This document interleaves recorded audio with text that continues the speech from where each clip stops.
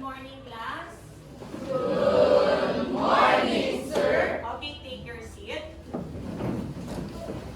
Okay, before we will start our discussion about grammar lesson, let's feel the presence of the Lord through this prayer. So everybody stand.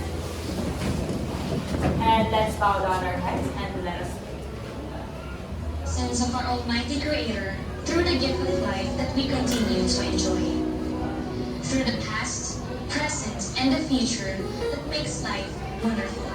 Heavenly God, we praise your omnipotence, we trust your omnipresence, and we believe in your loving heart. Grant that our hearts be filled with love, our heads be nurtured with wisdom, and our heads be molded to care as we journey through this life. May your blessing be showered upon our lives so that we may fulfill our mission to serve our life purpose, and so we may achieve our vision of becoming close to you. Make me an instrument of your love, a messenger of your peace, a steward of your creations, and a gift to humanity. Grant our wishes so that through them we become more equipped to serve you and others. Guide us, be with us, enlighten our minds, touch our hearts, and guide our hands. Bless our loved ones, our families, our world. All these we ask through our loving Creator. In the silence of our hearts, let us pray for our personal intentions. Amen. Okay, you may now Feel take the your presence seat. of our Almighty Creator. Is everybody present? Yes, sir. Very good. Can we give ourselves 5 claps? Okay, so none of you are absent, so that is a very good thing, right? So before we will start our discussion this morning, I just have a few reminders, okay?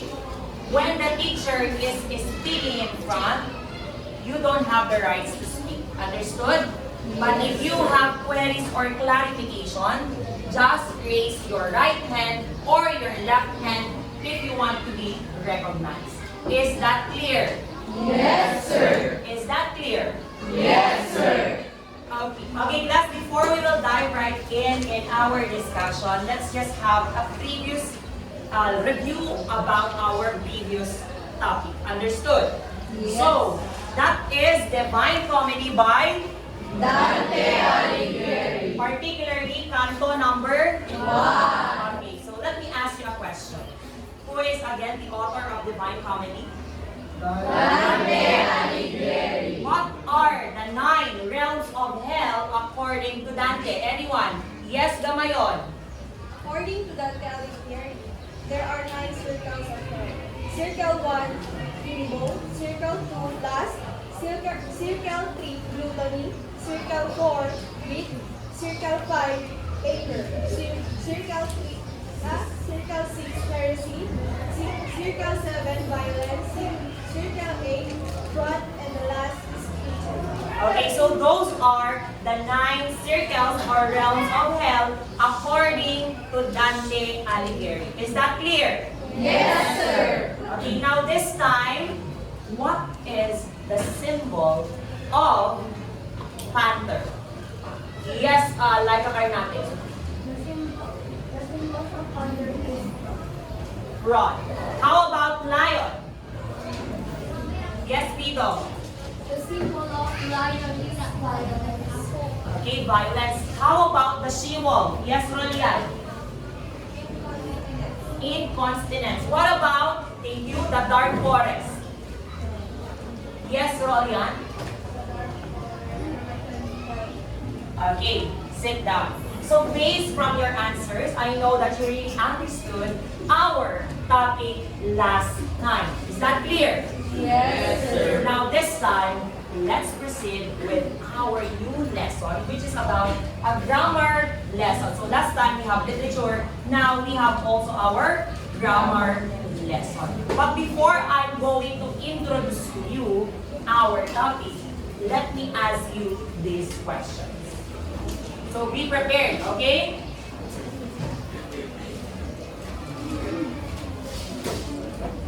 So class, you know those words that end in self or selves? Do you know those words? Can you give me examples? Yes, Princess. Herself. Yes, Balino. Themselves. Yes, Bulldog. Myself. Yes, Tristan. Himself. So thank you so much for providing set of examples. I know that you are really familiar with our new topic this morning. So, okay. So himself, herself, myself, themselves. These are forms are either reflexive pronouns or intensive pronouns. Although their spellings are the same, their uses in sentences are different. Okay, so our new lesson this morning is all about, and can you please all read it? Reflexive and intensive pronouns. Okay, reflexive and intensive pronouns. So let's get to it, class. So here are our reflexive and intensive pronouns. Let's have our singular, myself. Okay, singular, Myself. plural, Yourself. singular, Yourself. plurals, Yourselves. singular, Himself. Herself. Itself. plural is Themselves. So as you can notice, class, for singular, it only ends with self. But for plurals, it is ending with self. Is that clear? For singular, it is only ends with self. For plurals, it is self. Is that clear? Yes, Do sir. you have any questions? Answer. Very good. So, what is intensive pronoun? Who wants to read it? Yes, Princess. An intensive pronoun is used to emphasize another word. It's intensive. Okay, so an intensive pronoun is used to emphasize another word or its antecedent. If we say antecedent, class, it is the subject. Am I right? If we say antecedent, it is the subject.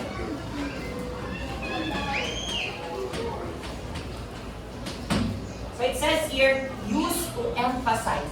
It intensifies the subject. If we use intensive pronoun. So what is the root word of intensive? Intense. Okay, let's take a look for this example.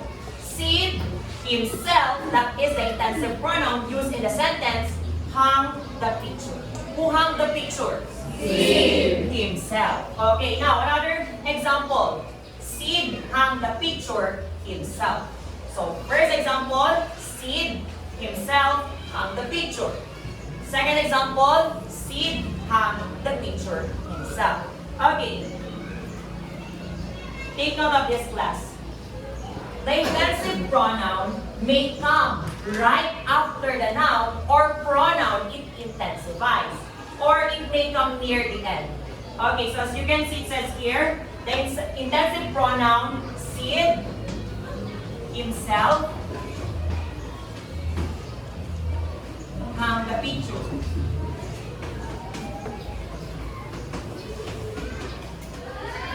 So the pronoun is in the first sentence. Am I right? Yes. For the last one, Sid himself. I'm sorry, my penmanship is not that good. Sid himself. No, Sid hung the picture himself. So a rule in using intensive pronouns, you can use it after the noun or pronoun, but also you can use intensive pronoun at the end of the sentence. Is that clear? Yes, Yes sir. or yes? Yes, sir. Is that clear? Yes, sir. Okay. Would you mind to read this one? Ninyo kalataw with a loud and clear voice. This one. Intensive pronouns are not necessary to understand the meaning of the sentence. So if you cross out an intensive pronoun, the sentence should still keep its meaning. Okay, so another rule for using intensive pronoun. whether you remove the intensive pronoun, it still makes sense. Did you notice? Seed. Everybody read. Seed hung the picture. Seed hung the picture. Does it make sense? Yes, sir. Okay, so intensive pronoun, whether you remove it from the sentence, it still makes sense. So that is intensive pronouns. Okay, now, another one for intensive pronouns, let me read it to you. Intensive pronouns draw more attention to the original or pronoun to intensify it. As I mentioned earlier, intensive pronoun used to emphasize or intensify something. Is that clear? Particularly the pronouns or the nouns. Okay, even Mr. Franco himself would think your room is messy. So, it's funny and ironic because Mr. Franco is messy. So, he has no business telling other people that their rooms are messy. So, even we remove himself from the sentence, it still makes sense. Even Mr. Franco would think your room is messy. Ibig sabihin, class, tinithink ni Mr. Franco na your room is dirty and not organized. Is that clear? Yes, sir. Okay, so these are sets of examples. Would you mind to read it? Everyone. Even.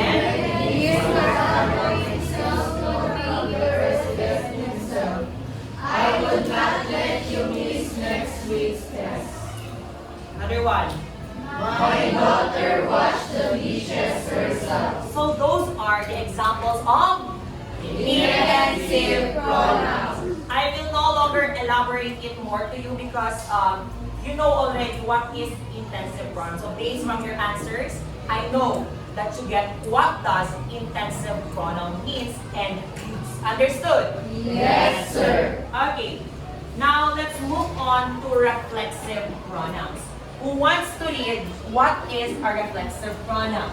Bulldog, louder, with a loud voice. A reflexive pronoun transcribes an antecedent as the subject of the sentence. It completes the meaning of a sentence and generally cannot be left out. Okay, so a reflexive pronoun has its antecedent as the subject of the sentence. It completes the meaning of a sentence and generally cannot be left out. Ibig sabihin, class, you don't have the right to remove the reflexive pronoun in a sentence because it will not make sense anymore. It's different from the intensive pronoun. Even if you remove the intensive pronoun from the sentence, still it makes sense. Let's take a look for this example. Burton knows himself very well. Who knows himself very well? It's Burton. Did you teach yourself music? Now, if we will remove himself and yourself, what will happen? Let's read it. Burton knows very well. Ano yung alam niya? Does it make sense? No. Another one. Did you teach music? There is lacking from the sentence, right? Did you teach music? Ibig sabihin, incomplete siya. It's a fragment ako. Is that clear? So when you are using reflexive pronoun, do not remove the reflexive pronoun from the sentence. Understood? Yes. Now, if your teacher gives you an assignment about intensive and reflexive pronoun, there is a technique. If you remove the intensive pronoun, it still makes sense. If you remove the reflexive pronoun, it does not make sense. Is that easy? Yes or no? Yes, Yes or yes? Yes. Louder. Yes, sir. Okay. So, the quick and dirty rule for reflexive pronouns. So there is a quick and dirty rule. So think of a mirror. Would you mind imagine yourself looking at the mirror? Yes. Okay. What does the mirror do? Yes. Bumabalik, di ba? Of course, it reflects because you are not a Vampire. Okay. In the same way, reflexive pronouns have to be in the sentence for the sentence to make sense. Is that clear? Yes, For sir. singular, it ends with Self. for plurals, it ends with always bank on to the subject-verb Agreement. The verb must agree with its Subject. or the subject. Yes. If your subject is plural, it should be in the plural form. If your subject is singular, it should be in the singular form. So kung marami, ourselves. Pag-iisa, myself. Singular and plural. Is that clear? Yes, sir. Okay, let's take a look for an example. Bill taught himself how to swim. Who taught Bill how to swim? Himself. Now remove himself. Bill taught how to swim. Incomplete, right? There's no sense at all. Okay. So it says here, the sentence no longer makes sense, or at least it does have the same meaning as the original. So the himself must be there like your reflection in the mirror. What will happen if you remove the reflexive or intensive pronoun in a sentence? For example, we remove the reflexive pronoun. What will happen to the sentence? It does not Make sense. louder. It does not Make sense. now, in intensive pronouns, if we remove the intensive pronouns, what will happen? The sentence still Makes sense. So that is the technique. You remove the intensive, it still makes sense. You remove the reflexive, it doesn't make sense at all. So the reflexive and intensive pronouns are ending with self for singular and selves for plural. Can you please give yourself 5 claps? For you to be enlightened, let's watch this simple video presentation, okay?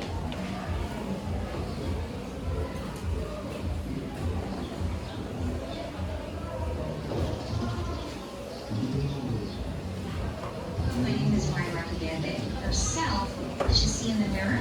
Herself. Not her mom, not her dad, not Myra Kagende. In this video, I'm going to talk about myself, yourself, himself, ourselves, yourselves, themselves. These are called reflexive pronouns. Those that end in self are in the singular form, and those that end in selves are in the plural form. Reflexive You can pronouns jot are down used notes to while refer listening to back the subject video in the presentation. sentence, or when we point back to a subject in a sentence. For example, she saw herself in the mirror. The subject in that sentence is she, and the reflexive pronoun is herself. Be careful with themselves versus their selves. Some American dictionaries, including Merriam-Webster dictionary, state that the word their selves is dialectal. It means that it is acceptable in some regions, it is widely used in some regions, but that is not the standard form. The standard form is themselves. Besides, most grammar books would say that if you use themselves, it could be an indicator of poor English. So I argue just use themselves instead of their selves. Usually, we follow the structure by plus a reflexive pronoun. For example, by yourself, by myself, by themselves. By plus a reflexive pronoun means alone. For example, she enjoys being by herself. It means she enjoys being alone. Sam loves traveling by himself. That means Sam enjoys traveling alone. And we don't say by my own, we say by myself or on my own. Pay attention to that, alright? Because that is one of the common mistakes of ESL learners. Now, all these reflexive pronouns can also function or act as intensive pronouns. Intensive pronouns are used to put emphasis on the subject in the sentence. So that's the key word, emphasis. Ginagamit ang intensive pronouns para bigyan ng emphasis or i-emphasize or bigyan ng diin yung subject na tinutukoy niya. In some books, intensive pronouns are called emphatic pronouns. So intensive pronouns, emphatic pronouns, they're just the same. an intensive pronoun can be placed or put after the noun or the pronoun that it emphasizes, or after the object of the verb. For example, the manager herself spoke to the rude customer. So in this sentence, the word herself is an intensive pronoun. It acts as an intensive pronoun.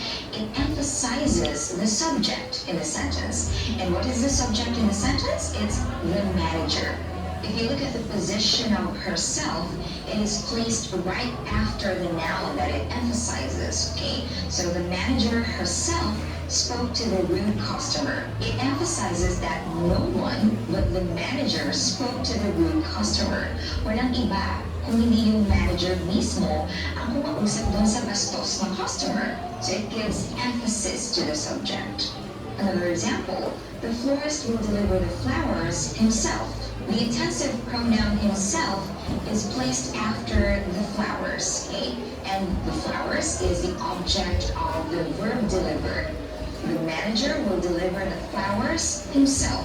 It emphasizes that no one but the florist will deliver the flowers. Walang ibang magde-deliver ng flowers kung hindi yung florist mismo. Now, how do you know if it's a reflexive pronoun or intensive pronoun? It can be an intensive pronoun if you can remove it from the sentence and the sentence can still make sense. For example, you yourself can do it. Okay, so another rule that I mentioned earlier, it's just a refresher. This video is a very informative one. You can search it over the internet, particularly the YouTube application, right? So again, the rule for using the intensive pronoun can be removed and the sentence will still make sense. Yourself from that sentence. For example, so we will come. You yourself can do it. Now, if we remove yourself, you can do it. Does it still make sense? Yes. Louder. Yes. Do it. See, it still makes sense. Or you can do it yourself. Let's try to remove yourself from that sentence. We will come up with you can do it. Again, it still makes sense. Pronoun cannot be removed from the sentence because if we remove the reflexive. Okay, now for reflexive pronoun, if we remove it from the sentence, it will not make sense. Understood? The sentence will no longer a complete sentence. Understood? Yes, sir. Our sentence, it will not make sense. For example, she saw herself in the mirror. Okay, now, she saw herself. Everybody read. She saw herself in the mirror. Now, we will remove the reflexive pronoun herself. Everybody read. She saw in the mirror. Who? It is an open-ended question and it does not make sense at all. I remove herself from that sentence. She saw in the mirror. She saw who? The sentence will not make any sense. Herself. Another example. Do you talk to yourself when you're alone? Let's try to remove the word yourself. Everybody read. Do you talk when you're alone? Everybody read again, once again. Do you talk when you're alone? Does it make sense? No. Pangit ba pakinggan? Yes. So you don't have the right to remove the reflexive pronoun in a sentence. Understood? But if it is an intensive pronoun, you can remove it.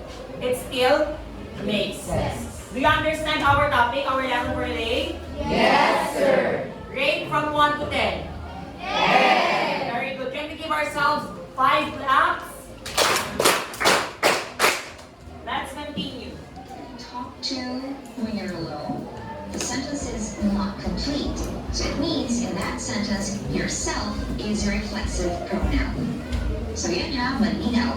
Kapag ang pronoun na myself, yourself, himself, herself, yourselves, ourselves, themselves, ay pwedeng tanggalin sa sentence at magkakaroon pa rin ng malinaw na kahulugan or meaning or sense yung sentence. It means that is an intensive pronoun. Ginagamit lang siyang pang-emphasize doon sa sentence or doon sa subject sa ating sentence. Kapag tinanggal naman natin yung mga words na yan at wala nang kahulugan, hindi na kumpleto yung sentence, then most definitely, that is a reflexive pronoun. Now, I'm going to give you sentences and you tell me if the underlying words are reflexive or intensive pronouns. Okay, so based from the video, there is a short quiz, of course, to test what you have learned based on our lesson, which is reflexive and intensive pronouns. Okay, are you ready? Yes, sir. Are you ready? Yes, sir. Okay, let's start.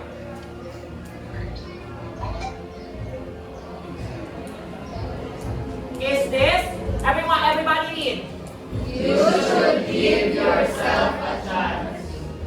Intensive or reflexive? Reflexive. Let's see if your answers are correct. Very good. There it is. Reflexive. Now, sentence number 2. I will orient myself To make sure everything is perfect. Reflexive or intensive? intensive. Let's see your answers. Very good. Can you give ourselves again a clap? For third one. Why can't you buy yourself something special? Reflexive or intensive? Reflexive. Are you sure? Are you certain? Reflexive or intensive? Reflexive. Let's see if your answers are correct. Reflexive. Yes! It is a reflexive pronoun. Now, number 4. Everybody read. Kuya Boy himself will interview. Reflexive or intensive? Intensive. Let's see if your answers are all correct. Very good. It is intensive. Now, number 5. Lynn spoke to the landlord herself. Intensive or reflexive? Intensive. Why do you say so that it is intensive? It can make sense. And of course, yes, the intensive pronoun, it is at the end of the Sentence. Let's take a look for if your answers are correct. And your, of course, your reasoning, right? Okay. Very good. It is intensive. Don't forget to click the like. Okay, you got 5? Raise your hand. Everybody got all the correct answers. Can we give ourselves a clap? 1, 2, 3, 4, 5. Okay. Now this time, class, let's just have a generalization of what we have learned for today. Okay. What is the rule in using reflexive pronoun? What is the dirty rule? Yes. Okay, you cannot, thank you cannot remove the reflexive pronoun from the sentence because it does not Make sense. How about the intensive one? Kyrie. If you remove the intensive in the sentence, it can still make sense. It still can make sense. Okay, what are the intensive and reflexive pronouns? Would you mind to give the examples? Yes, Mayubay? Himself. Herself. Laika. Myself. Buldong. Itself. Themselves. Chanel. Ourselves. Okay, now, for singular, it ends with Self. For plural, it ends with Self. Can you still use or place the intensive pronoun at the end of the sentence? Yes. After the noun? Yes. Yes. But in reflexive pronoun, if you remove the reflexive pronoun from the sentence, it does not make sense at all. Is that clear? Yes, sir. Can we give ourselves again 5 claps? Now this time, to test what you have learned, open your book on page 23 and let's apply what you have learned about intensive and reflexive pronouns. In answering your activity for today, 10, 9, 8, 7, 6, 5, 4, 3, 2, 1. Pass your notebooks.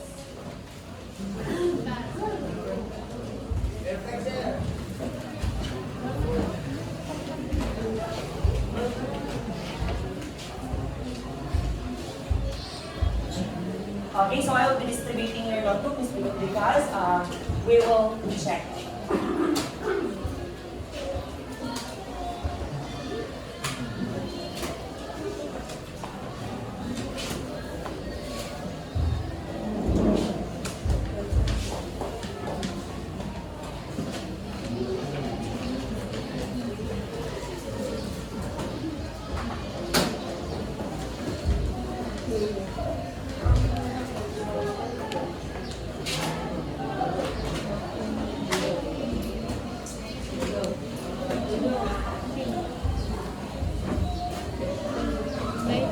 Okay, let's check it.